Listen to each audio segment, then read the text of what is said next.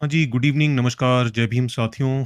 आप सभी का हमारी एक और लाइव स्ट्रीम में बहुत-बहुत स्वागत है।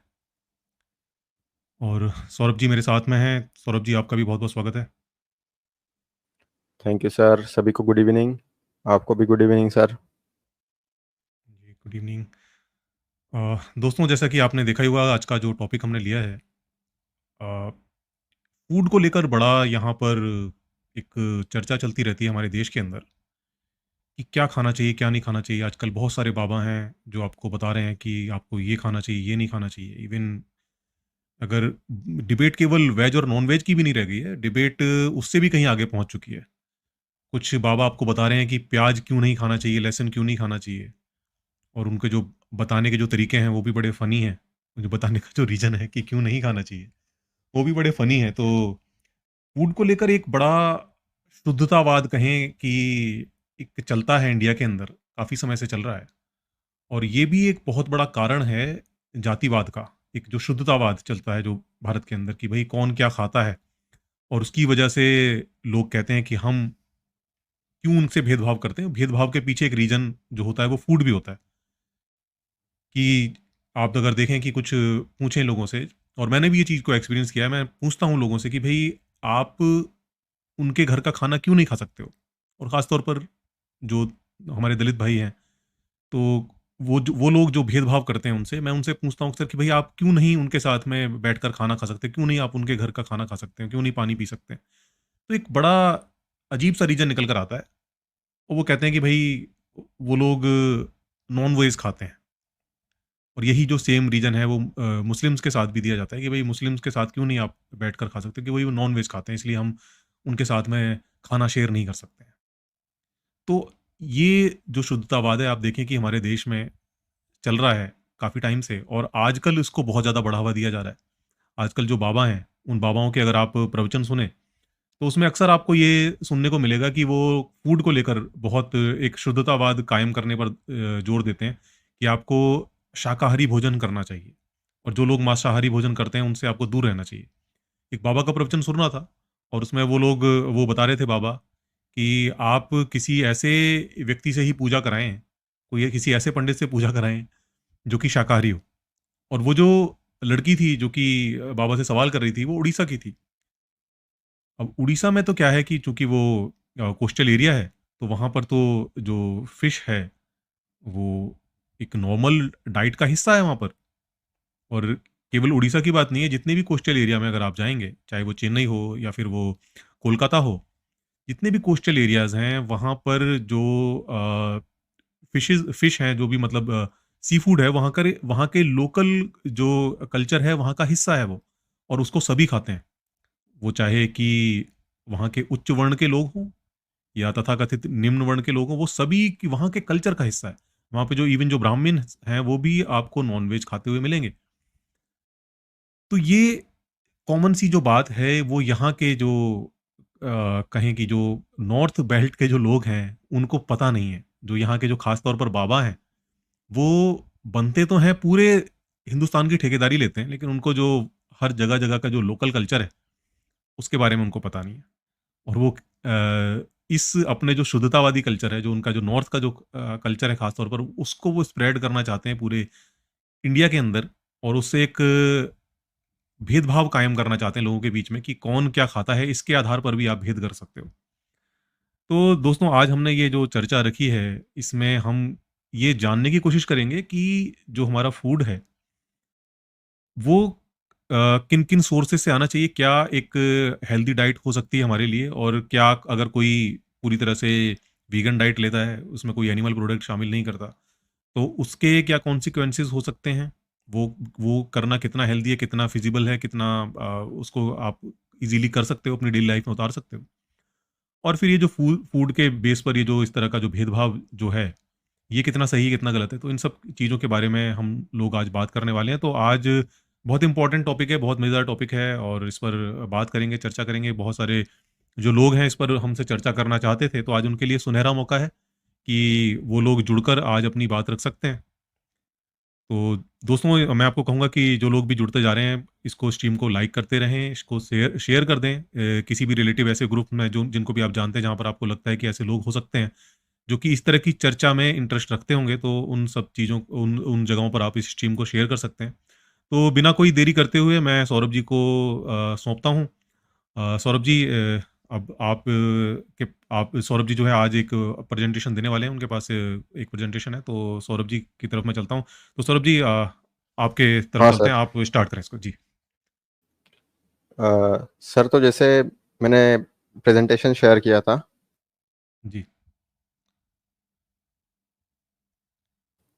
तो जैसे सभी व्यूवर को मैं बताता हूँ कि ये जो प्रेजेंटेशन है, इसमें हम ये आपको बिल्कुल नहीं बताएंगे कि आपने ये खाना चाहिए, ये इतना खाना चाहिए, क्योंकि हम धार्मिक बाबा नहीं है, ना ही हम कोई उस कल्चर को फॉलो करते कि आपके पर्सनल लाइफ में घुस के आपको बताए कि ये मत करो, ये करो, ऐसे करो, वैसे करो। अब बात रही डाइट की, तो खान पान, हमारा जो खान पान होता है वो कोई ऐसे नहीं होता है कि हम मतलब कोई ऊंचा या नीचा बनने के लिए कुछ खा पी रहे हैं।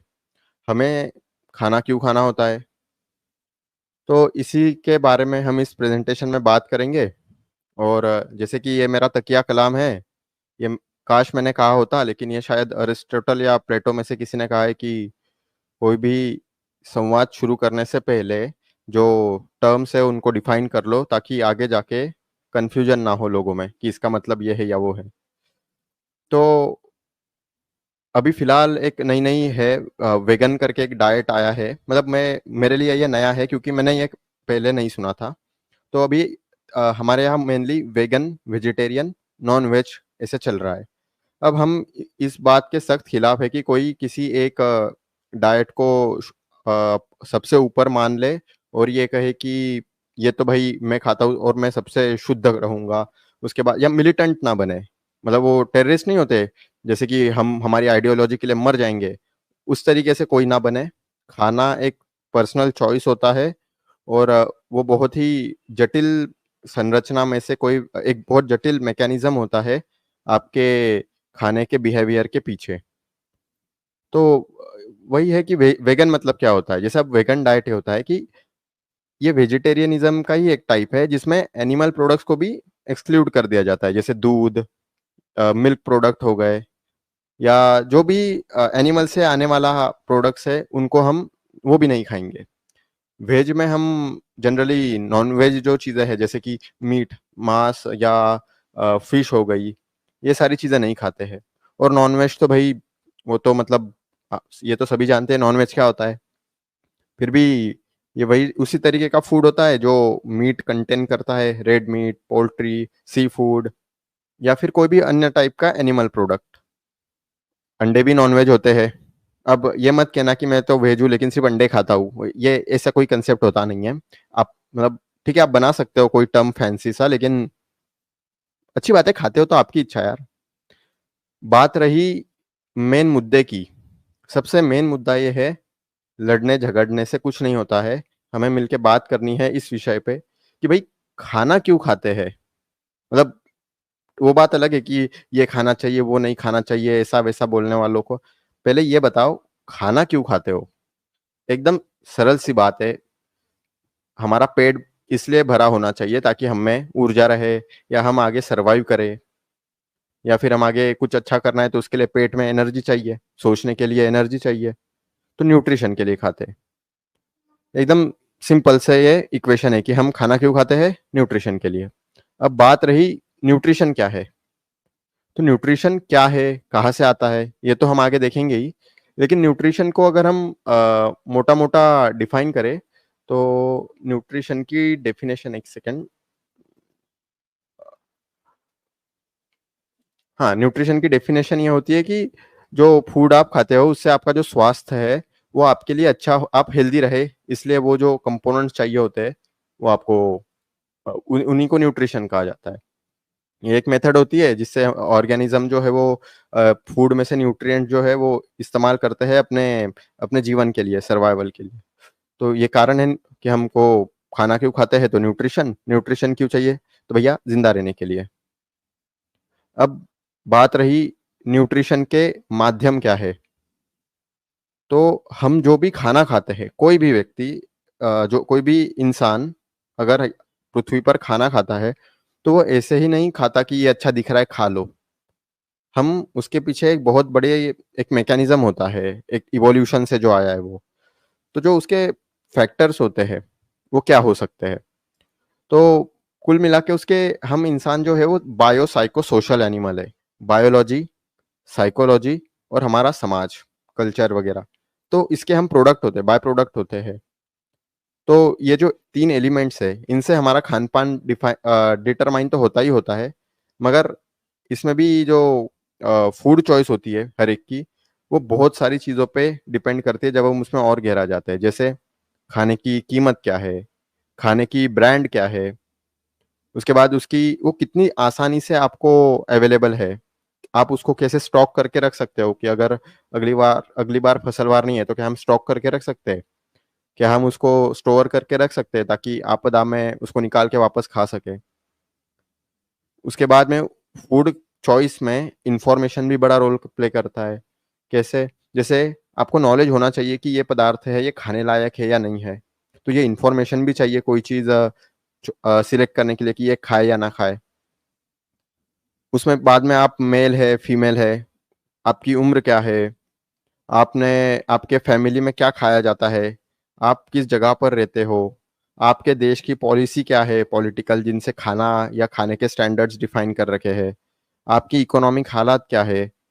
तो ऐसे कुल मिला के कई फैक्टर्स है जो डिसाइड करते हैं कि आपने क्या खाना चाहिए। आप क्या खाओगे आपके लिए। आप भले इन पे ध्यान रखें ना रखें, लेकिन आपको ये सबकॉन्शियसली चलते रहता है। आपके अंतर्मन में ये कैलकुलेशन पीछे होता रहता है। जैसे उदाहरण अगर कोई स्टूडेंट होगा, तो भई मैं भी स्टूडेंट ही था। अब ₹110 थाली आती थी और मेस की थाली थी ₹60। तो जब पैसे खत्म हो जाते थे मंथ के, तो हम मेस जाते थे। इसलिए नहीं कि वहाँ खाना अच्छा मिलता है वगैरह, इसलिए क्योंकि भई पैसे खत्म हो गए। तो यहाँ हमने क्या किया, भई अच्छा हमारी इकोनॉमी थोड़ी ये हो गई, तो हम अफ़ोर्ड नहीं कर सकते इसलिए हम ये खा लेंगे। तो इस तरीके से कई सारे फैक्टर होते हैं। अब जैसे स्टूडेंट में इकोनॉमी एक फैक्टर था, अवेलेबिलिटी एक फैक्टर है।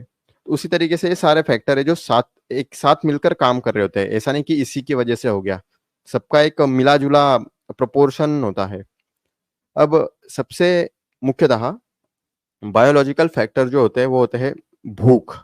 भूख कितनी लगी है, भूख किस तरीके से लगी है। भूख लगना मतलब सिर्फ़ ये नहीं होता कि पेट भर लो, क्योंकि भूख लगने का मतलब ये है कि आपकी बॉडी आपको कह रही है कि मुझे एनर्जी चाहिए आगे यहाँ से कोई भी काम करने के लिए। तो आपका जो ब्रेन है उसको सिग्नल मिल रहा है पेट से कि भई खाना दो। तो ये हो गया हंगर। टेस्ट, भई सीधी-सी बात है, अगर कड़वा-कड़वा रोज़ खाना खाना पड़े, तो कोई नहीं खाएगा। वो न्यूट्रिशियस हो ना हो वो अलग बात है, अगर टेस्ट ही गंदी है उसकी तो। उसके बाद उसकी पैलेबिलिटी एक होता है, पैलेबिलिटी फैक्टर। तो ऐसे ये जो बायोलॉजिकल चीज़ें होती है ना, ये बहुत सारी चीज़ें डिफाइन कर देती है कि आपका जेनेटिक्स क्या है, आप किस एरिया में पले-बड़े हो। इससे डिफाइन होता है कि आपको उस एरिया में क्या-क्या ये मिल सकते हैं, खाने के माध्यम या खाने की चीज़ें क्या-क्या मिल सकती है। आप उस जगह पर जाकर वो चीज़ें खाओगे। उसके बाद होता है इकोनॉमिक। अभी जैसे मैंने आपको उदाहरण दिया कि भई कोई भी चीज़ अगर मैं उसको खरीद सकता हूँ, तो ही खरीदूँगा। ऐसे तो नहीं कि खाना खा लिया और फिर कपड़े पहनने के लिए पैसे नहीं बचे। तो हम सब इकोनॉमिक एक्सपेंसेस मैनेज करते-करते हमारी इनकम कितनी है, हम उस हिसाब से हम खाते हैं। उसके बाद सबसे मेन फैक्टर तो यही होता है कहीं पर भी कि कोई चीज़ कितनी जल्दी से जल्दी मुहैया हो सकती है। उसके बाद वर्ड ऑफ माउथ भी होता है। जैसे आपने देखा होगा कि भई फलाना रेस्टोरेंट में जाना, वहाँ ये बर्गर अच्छा मिलता है, तो हम ज जाते हैं ना। तो ये एक फैक्टर है कि भई किसी ने बोला, हमने वो खा के देखा। उसके बाद होता है फिज़िकल, सोशल एंड साइकोलॉजिकल। देखिए, ये सबसे इम्पोर्टेंट है। इसमें सबसे पहला होता है डेमोग्राफिक्स, यानी आप जिस जगह पर रहते हो। अगर जैसे अभी-अभी अर्पित सर ने शुरू में ही एग्ज़ाम्पल दिया कि ओडिया। अब वहाँ मछली क्यों खाते? अरे वहाँ सी शोर है, तो वहाँ जल्दी से मछली मिल जाएगी और मछलियाँ ज़्यादा तादाद में मिलेंगी, इसके लिए वो सस्ती भी होंगी। उसके बाद मछलियों से वहाँ की एरिया है जहाँ पर वो लोग कई सालों से रह रहे हैं, उनको उस फूड की आदत है। तो उससे क्या होता है, आपकी फिजियोलॉजी भी या आपकी आपकी बनावट भी उसी तरीके से हो जाती है। जैसे फिश से आपको जो जो न्यूट्रिएंट्स मिलेंगे, जैसे ओमेगा 3, कोलिन मेनली ज़्यादातर मिलता है, जो फोकस के लिए अच्छा कंपोनेंट होता है। तो ऐसे ऐसे तो जो व्यक्ति सी शोर पे रहेगा, तो स्वाभाविक सी बात है उसके पास जमीन भी तो नहीं रहेगी खेती करने के लिए, तो इसी तरफ जाएगा। और अगर हम यहाँ गैंगेलियन बेल्ट में आते हैं, जैसे उत्तर प्रदेश में गोंडा वगैरह, मतलब गैंगेलियन बेल्ट ही पकड़ लीजिए, छोड़िए स्पेसिफिक जगह। अगर हम वहां देखें तो भाई फसलवार बहुत अच्छी हो सकती है। तो वहां अगर कोई चीज बहुत ज्यादा वेजिटेरियन फसलें बन रही है, ज्यादा आ रही है, तो उनको स्टोर भी करके रखेंगे। उसी तरीके से वहां का कल्चर बनेगा कि वेज ज्यादा है तो, और जल्दी से मुहैया हो रहा है तो खाएंगे। नॉन वेज पे कम से कम जाएंगे, क्योंकि उनको अगर एक सोर्स अवेलेबल है तो वो उस तरफ जाएंगे।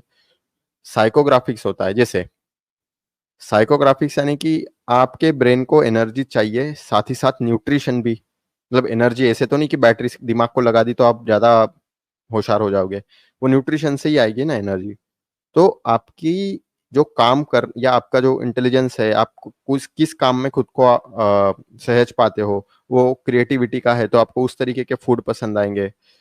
तो जो आपका प्रोफेशन है उसमें आपकी नीड क्या है, आपकी आपकी जरूरत के हिसाब से आप खाओगे खाना। टेस्ट भी आपको वही पसंद आएगी जो आपकी जरूरत के हिसाब से है। उसके बाद में स्किल्स एंड नॉलेज। अब देखिए, खाना उगाने से लेकर के उसको पैक करने से लेकर के घर पे लाकर बनाना और फिर उसको वापस खाना और पचाना, ये एक स्किल है। ये कोई ऐसे नहीं कि हम मतलब ऐसे ही ऑटोमेटिक हो जाता है। खाना उगाना एक स्किल है। फार्मिंग हम देखते हैं, टेक्नोलॉजी आ रही है, टेक्नोलॉजी से अभी आसान हो गया है, लेकिन फिर भी हम देखते हैं फार्मिंग करना मेहनत का काम है, वो एक स्किल है। उसके बाद उसको पैकेज करना, उसके लिए फैसिलिटीज बनाना जिसमें वो खराब ना हो, खाना सड़ ना जाए, उसमें भी स्किल चाहिए। और नॉलेज भी चाहिए मेनली। अब पता चला कि गेहूं के सीजन में आपने कुछ और ही बो दिया, तो नॉलेज तो चाहिए ना कि ये सीजन में ये फसल आती है तो हम ये बोएंगे, और इतना इतना बोएंगे तो इतना इतना आ सकता है, इससे हमारी इतनी इतनी जरूरत पूरी हो सकती है। तो ये नॉलेज में आ जाता है। उसके बाद होता है cultural, emotional and social context. अब यह बात आ जाती है कल्चरल की। तो जैसे कि पहले ही बता दिया कि ओडिया के लोगों का कल्चर है, वहाँ फिश, अगर वहाँ अगर कोई फिश नहीं खाता है, कोलकाता हो गया वगैरह, तो वो उसको थोड़ा ऐसा देखेंगे कि अच्छा आप नॉनवेज नहीं खाते। हो सकता है दोस्त ऑफर भी कर दे कि ले ले भाई, खा ले खा ले। या कई बार ऐसा होता है कि किसी कल्चर में जाके हम ऑटोमेटिक अडॉप्ट कर लेते हैं, तो ये एक कल्चरल फैक्टर हो जाता है। इमोशनल फैक्टर यानी टेस्ट उसमें आ जाता है कि आपको खा के अगर मतलब बहुत अच्छा लगा, मतलब इमोशन ही होता है ना अच्छा लगना भी, खुश हुए आप खाना खा के। तो इमोशनल फैक्टर होते हैं कि आपकी इमोशन किस खाने को लेकर के क्या है। तो इसमें एक प्रॉपर एक हमारी अगर कोई पढ़ना चाहे तो फूड साइकोलॉजी करके एक प्रॉपर स्टडी होती है कि किसी भी एरिया का खान पान कैसे होता है, क्या फैक्टर है जो उसको डिफाइन करते हैं। ये बहुत एक अच्छा सब्जेक्ट है, अगर कोई हॉबी में पढ़ना चाहे पढ़ सकता है। और सोशल कॉन्टेक्स्ट होता है। सोशल कॉन्टेक्स्ट यानी वही होता है कल्चरल कॉन्टेक्स्ट, या आप आपके परिवार में क्या खाना खाया जा रहा है। जैसे अगर कोई वेजिटेरियन आदमी है बचपन से, जैसे मैं हूँ, मैंने कभी नॉनवेज नहीं खाया। अब जब मैं पहली बार कॉलेज में पढ़ने गया, मेरे दोस्तों ने मुझे ऑफर किया। मैं बता रहा हूँ भाई, इतनी घिन आई थी मुझे, मतलब विथ ऑल रिस्पेक्ट टू उनकी गुडविल की, ये खाएगा तो अच्छा होगा, लेकिन मुझे घिन आई थी क्योंकि मैंने कभी नहीं खाया। तो जो सोशल कॉन्टेक्स्ट होता है कि आप किस परिवार में पले बड़े, जैसे कोई नॉनवेज खाने वाला व्यक्ति हो, तो वो तो खा खा लेगा, उसके लिए उल्टा सिर्फ वेज खाना ही उसके लिए ज्यादा दिक्कत देगा। तो ये पूरा एक एक फैक्टर होते हैं कोई भी डिसीजन के पीछे। तो बायोलॉजिकल, साइकोलॉजिकल और सोशोलॉजिकल फैक्टर होते हैं खाने के पीछे। आप जहाँ है वहाँ क्या अवेलेबल है, आपकी बॉडी को कौन सा सूट करता है। अब इसके बाद, जैसे कि मैंने पिछली बार भी यही मॉडल बताया था, वापस यही। लास्ट टाइम मुझे पता नहीं था लेकिन इस बार जानता हूँ। तो ये जो प्रैग्मेटिस्ट थे डेवे, ये उनका मॉडल है कि कोई भी सब्जेक्ट जो होता है, जैसे आप ये सब्जेक्ट मान सकते हैं इसे, इसको कहीं जाना है, पर्पज है इसका, तो इसके लिए ये कोई रास्ता सिलेक्ट करेगा, जिसे हम मीडियम कहेंगे। उदाहरण, आपको अगर समझ लीजिए यहाँ लखनऊ से बंबई जाना है, तो हो सकता है आप ट्रेन से जाओ, हो सकता है प्लेन से जाओ, हो सकता है पैदल ही निकल जाओ। है ना? मतलब हो सकता है रेंग-रेंग के जाओ, कई ऑप्शन अवेलेबल है। अब आप वो चूज़ करोगे जो आपके ज़रूरत के हिसाब से फिट बैठेगा। उसके लिए आपके पास कितने पैसे हैं, ये भी मैटर करता है। आपका वहाँ क्या काम है, ये भी मैटर करता है। आपको कितना समय है, जितनी जल्दी से जल्दी जाना हो तो फ्लाइट से जाओगे, ये मैटर करता है। उसी तरीके से जो सब्जेक्ट होता है या व्यक्ति होता है, उसको खाना खाना है क्योंकि उसको ज़िंदा रहना है। ज़िंदा रहना सिर्फ़ ज़िंदा नहीं रहना है, उसको हेल्दी भी रहना है। तो हेल्थ अच्छी रखने के लिए न्यूट्रिशन चाहिए, माइक्रो न्यूट्रिएंट्स, प्रोटीन, कार्बोहाइड्रेट, ये सब चाहिए उसे। तो उसके लिए वो उसके एरिया में कोई ना कोई खाना लेगा, खाएगा, वरना वो अनहेल्दी हो जाएगा। तो जब आप कोई भी अपने एरिया में रह करके अपनी हेल्थ अच्छी रखने की कोशिश करोगे, तो आपको कोई ना कोई माध्यम लेना पड़ेगा। जैसे वेस्टर्न साइड जाते हैं, जहाँ बहुत ठंडे एरियाज़ है, तो आप पाओगे कि वहाँ वो मीट खाते हैं क्योंकि मीट स्टोर करके रखा जा सकता है। उनके लिए इतना आसान थोड़ी है कि बर्फ में थोड़ी खेती कर सकते हैं। तो आप पाओगे कि वो ज़्यादा नॉन-वेज खाते हैं। तो ये आपके कल्चर पे और आपके ज्योग्राफी पे बहुत कुछ डिपेंड करता है कि आप क्या खाओगे, क्या पियोगे, ये सब कुछ। तो माध्यम आपका कोई भी हो, आपकी जो पर्पज़ है वो है आपकी न्यूट्रिशनल नीड्स, जो कि होता है vitamin, carbohydrate, fats, minerals, proteins. Water तो ख़ैर खाने में से मिलता है, वो भी होता है, और ग्लूकोज़, अपना ये फ्रूट में जो विटामिन्स वग़ैरह होते हैं, फ्रुक्टोज़ वग़ैरह होता है वो। तो आपकी न्यूट्रिशनल नीड्स कंप्लीट होनी चाहिए मेनली। पेट भरना सिर्फ़ सॉल्यूशन नहीं है, पेट भरने के पीछे जो कारण था कि भई मसल बनानी है, जैसे बॉडी बिल्डर आप देखोगे, तो बॉडी बिल्डर या बॉडी बिल्डर छोड़ दीजिए, वो अलग साइड हो जाएगा। आप आर्मी के हमारे लोग देखोगे, तो आपको क्या लगता है उनको ऐसे मुहैया होते हैं क्या सारी चीज़ें एकदम, मतलब कि अभी मन हुआ कि भई अ, चिकन बर्गर खाना है तो आ जाएगा? नहीं, नहीं है। ऐसे नॉर्मली हमारी कैंप्स में अच्छा खासा खाना अवेलेबल होता है, वो दिक्कत नहीं है। जैसे सपोज़ कोई आर्मी मिलिट्री वॉर में है, तो वहाँ पे तो भई ऐसे नहीं हो सकता ना, वहाँ तो जो आएगा, वहाँ तो शंकर-पाड़े वो जो होते हैं, वो सब कुछ वो खाते रहते हैं। तो आप पाओगे कि आपकी न्यूट्रिशनल नीड कंप्लीट होनी चाहिए, कुछ भी हो जाए। आपकी सराउंडिंग बहुत बड़ा असर प्ले करेगी आपके खाने के चॉइसेस पे और अवेलेबिलिटी पे। तो ये हो गया पूरा इस प्रेज़ेंटेशन का सार कि आपको खाना क्यों खाना है? न्यूट्रिशन के लिए। अब हम कहना ये चाह रहे हैं यहाँ पर, मैं तो ये कहना चाह रहा हूँ कि भई हमारा कोई अधिकार नहीं है किसी को सलाह देने की कि तुम ये खाओ, ये मत खाओ। वो हर एक व्यक्ति का अपनी अपनी चॉइस है, जो उसके फंडामेंटल राइट्स में आती है, और हम नहीं चाहेंगे कि फंडामेंटल राइट्स का किसी का हनन हो।